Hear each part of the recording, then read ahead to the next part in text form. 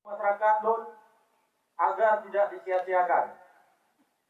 Dan juga kami juga beberapa hari yang lalu juga sempat duduk dengan beberapa tokoh, baik tokoh pemuda, tokoh masyarakat, dan tokoh agama khususnya. Insya Allah setelah lapangan Habib Mustafa ini kami bersihkan. Yang pertama ingin kami sampaikan dengan segala kerelaan dan kerendahan hati kami atas nama masyarakat Cawang,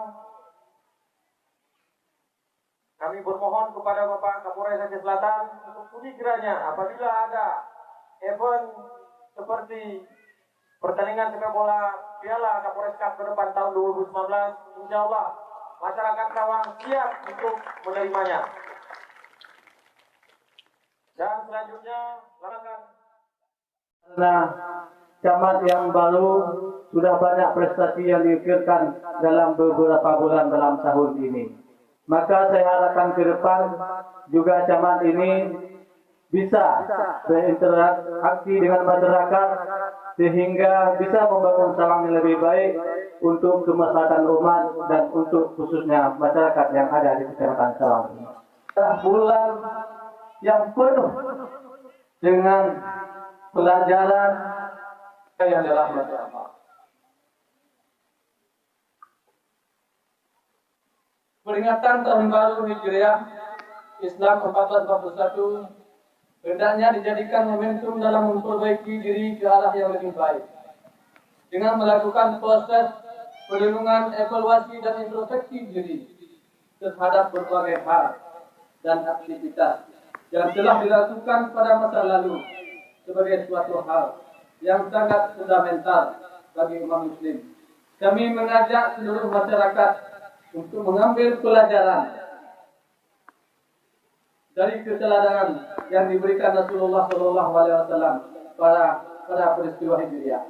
Proses Hijriah itulah yang kemudian menjadi awal kejayaan Islam di berbagai penjuru dunia.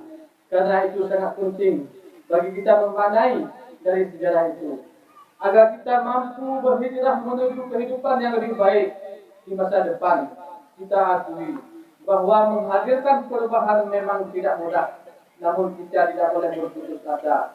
Dengan iman dan takwa dan perjuangan serta kerja keras bersama kita pasti bisa. Oleh karena itu, kami mengajak kita semua untuk memperhati diri dengan memperkuatkan kebersamaan dan ketakwaan kita kepada Allah. Yang bagi budak kau. Kitanya ngilai kau mati ke dalam kawin ke pan, punya jadi kawin di malam tidak tahu. Mami tahu leurina kami mau kahek dia. Maka mak-mak yang tua be menang. Nyakam meninggal ke tidak boleh hak udah naik. Pak SMA, aku nak ambil SMA. Dia pernahkah kalian menonton dan melihat mengetahui ada seorang pria mencintai istrinya seperti Rasulullah mencintai Khadijah? Ada Ustaz? Siapa? Ainun dan Habibi. Tidak ada nonton sinetron. Ainun dan Habibie. Lembaga akan tidak pernah akan sama.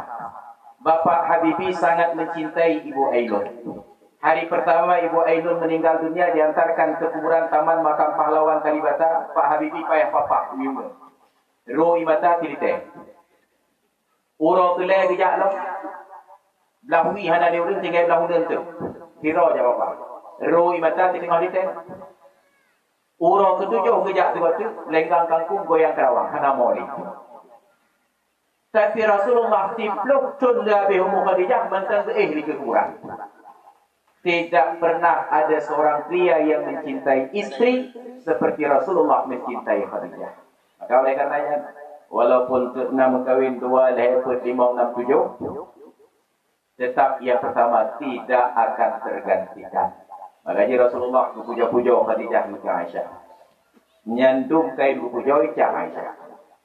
Ya Rasulullah, atadhkurul ajuzatal ariqah wa qad abdalaka Allahu khairan minha.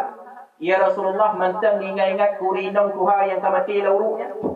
Idan kazanto yang lebih hebat banyak. Mirah muka Nabi Ubay. Luputlah di Nabi.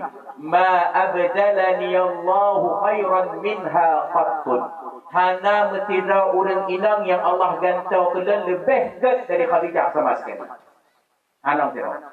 Termasuk kata wahai Aisyah kan Nabi. Fakat amanat bi iz kaffarani an-nas. Khadijah beriman baklum bahawa tebang bandung urut kafir-kafir. Wa wasatni bimaliha wa nafsiha idza harramani an-nas. Itu long dengan harta dan tubuh dan nyawang dia ketika bang Bandung urang lain jak boikot dia. Wa razaqani Allahu minha auladan idza harramani min sa'iri azwaji. Dan gembira rezeki kelenda Allah dari rahim Khadijah padum-padum draw anu ketika promoh yang lain tiron ibi gede. Maka ada petiban promoh Tuhan haid tertinggal. Ada tertinggal-tinggal awat ke Tuhan kata ke pak promoh Tuhan di bawah. Makanya pengajaran dari Rasulullah betapa orang yang menderita dari awal sangat patut untuk mendapatkan kebahagiaan.